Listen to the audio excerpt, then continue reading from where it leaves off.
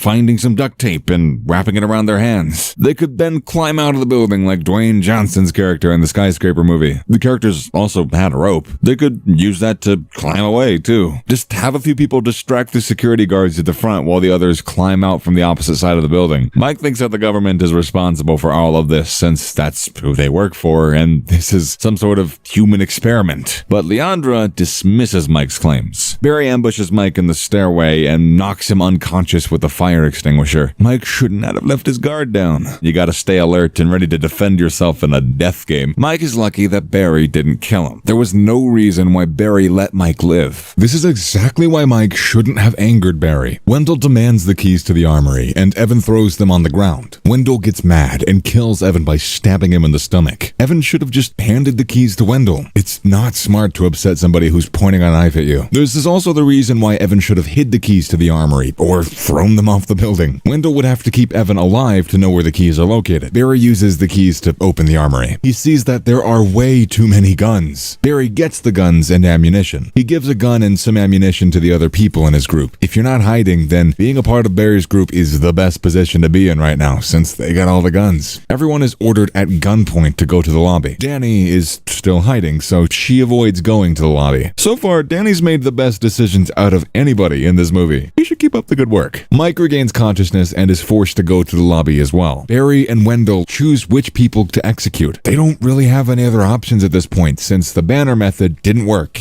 and time is running out. Barry and Wendell let the people with children under 18 years old live. In this case, people should lie and say that they have children under 18 years old, even if they don't. It's not like Barry and Wendell have the time to check each of the employees and verify what they're saying is true. Barry decides to kill everyone over the age of 60. It's not enough to meet the quota of 30 dead people, though. So, Barry picks other people at random to kill. Mike is one of the few selected. As previously mentioned, this is why Mike shouldn't have antagonized Barry earlier. Barry forces the people he's picked to kneel in a straight line, and he begins shooting them in the back of the head. If the people are gonna die, then at least they should try and fight back and disarm Barry. They could get shot, but they need to do something instead of accepting their fate and just letting Barry kill them one by one. Barry is severely outnumbered, so the other people should be able to overpower him if they work together. Mike tries to get Terry to give him his gun. Terry tells Barry what Mike said, and Barry orders Terry to shoot Mike. Danny sees what's going on, and she runs back to the basement. Mike is about to be killed, but Danny shuts off the building's lights. Danny should have continued to hide instead of interfering, though. This is not the time to be a hero. Now Barry knows that he missed someone. All of the employees start to run for cover. Wendell, Barry, Terry start shooting in the dark, and they kill several more people. Danny gets into an elevator with another employee named Roberto. They climb up, and they hide in the elevator shaft. This is not a great place to hide because there's nowhere else to go if you get caught. The other employees gang up on two people who are a part of Barry's group named Bradley and Antonio to kill them. This goes to show that ganging up on Barry probably would have worked. The voice comes back on the intercom and informs the characters that 29 people have been killed so far. They are still one person short, and there are 2 minutes remaining. Leandra disassembles the blade of a paper trimmer to use as a weapon. Leandra attacks Terry and knocks his gun away, but she doesn't kill him. Time runs out. 31 random employees are killed when the bombs in their heads explode, including Terry. There's not much you can do about this situation except hope that you're not one of the 31 people killed. Leandra should have killed Terry while she had the chance. Killing one person is worth it to save the lives of 31 other people, especially when you could be one of those 31 people killed. It's kill or be killed in this death game, so you can't take chances and let your guard down. The death game most likely wouldn't have stopped after 30 people were killed, but the characters might have been able to live a bit longer if they followed orders and came up with a different strategy. There are only 16 remaining survivors. The voice comes on the intercom and explains the last stage of the death game. The rules are simple. The person with the highest kill count within an hour will be allowed to live. Barry currently has 11 kills. Wendell has 7 kills. Vincent and Danny both have 1 kill. Everyone else has 0. It might be possible to tie and have more than one person survive in the end. It's a classic prisoner's dilemma, though. Killing other people would be more beneficial for an individual, even though tying the kill count would be the best outcome for everyone. Hiding and waiting won't work anymore unless you're the person with the most kills. Wendell goes to the bathroom and kills several more people with his cleaver. They've got strength in numbers, though, so they should have tried to fight back against Wendell instead of, yet again, doing nothing and getting killed. Vincent shoots 2 more people. They could have picked up the gun from the ground before him, though. Barry kills a woman named Lorena by breaking her neck, since he didn't want to waste a bullet on her. Lorena shouldn't have gotten too close to Barry. She saw that Barry won't hesitate to kill other people, so he wasn't going to spare her life either. It would have been clever if this was a trick and Lorena was trying to get close to Barry so she could take his gun from him, but it's not the case here. Barry goes into the elevator that Danny and Roberto are hiding on. Barry heads to a higher floor door, and then he hears voices above him and he starts just shooting upwards. Danny jumps to a ledge and Roberto gets crushed to death by the elevator. Roberto should have jumped to a ledge like Danny. He just reacted too slowly. The elevator gets stuck and Barry is furious. Leandra finds Marty and another employee named Chet in the lobby. They're collecting unexploded bombs from the heads of employees that were killed by other methods. They plan to put them against a wall and blow a hole through the door. This is a pretty good idea. If the characters can gather enough bombs, then hey, they might be able to blow a hole through the metal door and escape. Leandra gets on the intercom and informs Mike that she's on the first floor, so he should come if he's still alive. This is a really, and I can't stress this enough, really bad decision. Now everyone else knows where Leandra is going to be too. It would have been better to be a bit more cryptic and vague, maybe. For example, we saw how Mike gave Leandra the lucky handmade corn doll at the start of the movie. Leandra could tell Mike to meet her where that happened. Nobody else would know what Leandra's talking about. Mike finds the cafeteria lady Liesel. She's pretending to be dead, which is actually a great strategy, but not in this particular scenario. You won't win the death game by playing dead, since the person with the highest kill count gets to live in the end. The only way this would work is if everyone else kills each other, which isn't very likely, or if you're the person with the highest kills. Leandra goes to the cafeteria to drink some water, and she sees Wendell brutally killing his friend Tyson. Marty and Chet also come to the cafeteria. Leandra shoots Wendell in the arm with her single bullet. Wendell pulls out his gun and shoots at the other characters while they hide behind the table. Wendell kills Marty and Chet. The table was really thin and was not enough to stop a bullet. Leandra, Marty, and Chet should have ran out of the room when they saw Wendell pulling out a gun. Leandra should have immediately shot and killed Wendell before he had the chance to react. Leandra takes Marty's axe and kills Wendell by repeatedly hacking at his face. Mike and Liesel go to the lobby. Leandra is there and reunites with Mike. Meanwhile, Vince makes some Molotov cocktails. Barry forces the elevator door open and gets out. Danny jumps into another elevator. Mike pockets the bombs that Marty and Chet collected. Vince comes to the lobby and he throws a Molotov cocktail at Liesel, killing her. The lobby is not an ideal place to be, it turns out. It's a huge open space and there aren't a lot of places to hide. Mike,